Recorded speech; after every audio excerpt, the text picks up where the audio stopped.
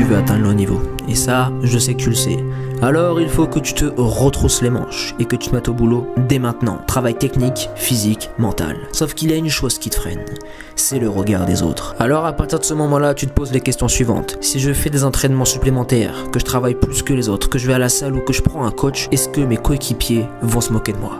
Et j'ai une chose à t'avouer, oui, ils le feront. Si je viens avant tout le monde à l'entraînement et que je repars après le groupe, est-ce qu'ils vont encore se moquer de moi et se dire mais pour qui il se prend celui-là? Lorsque tu sors du moule et que tu ne fais pas comme tout le monde, tu seras pointé du doigt, moqué, critiqué, mais sache une chose, si tu veux avoir ce que les autres n'ont pas, il faut faire ce que les autres ne feront jamais. Et cela passe par beaucoup de travail, de rigueur, de persévérance et d'autodiscipline. Tous ces joueurs qui te critiquent aujourd'hui te demanderont demain comment tu as fait.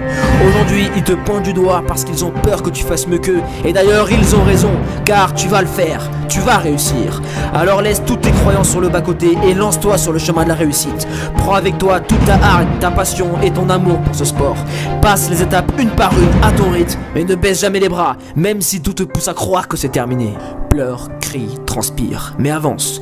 Le succès n'attend personne et seuls ceux qui le mériteront, qui passeront outre toutes ces galères, atteindront leur objectif. Celui d'arriver en haut de la montagne et de crier très fort. Oui, je l'ai fait, et recroiser tous ceux qui se sont moqués de toi lorsque tu étais sur le chemin de la réussite et leur dire avec beaucoup de fierté et de gratitude, oui c'est bien moi et je l'ai fait. Recroiser toutes les personnes qui ne croyaient pas en toi et qui te négligeaient à l'époque. Faire ta vie de ton rêve de gosse et non être esclave de ce regard destructeur et malsain.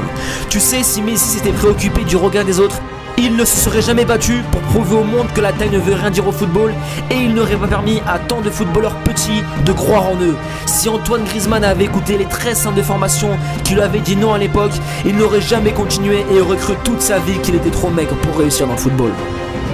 Alors à présent, tu as deux choix, soit être maître de ta vie ou être l'esclave du regard des autres, soit devenir le grand footballeur ou soit avoir des regrets le restant de tes jours.